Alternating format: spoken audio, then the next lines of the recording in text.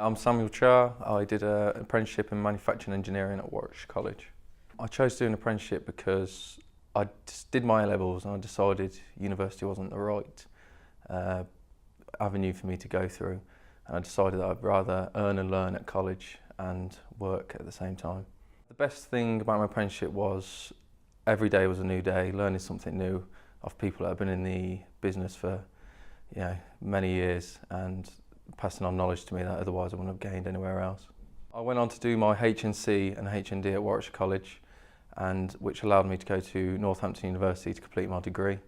And on completion of this, I became team leader at Ricardo Performance Products on the gear cutting section.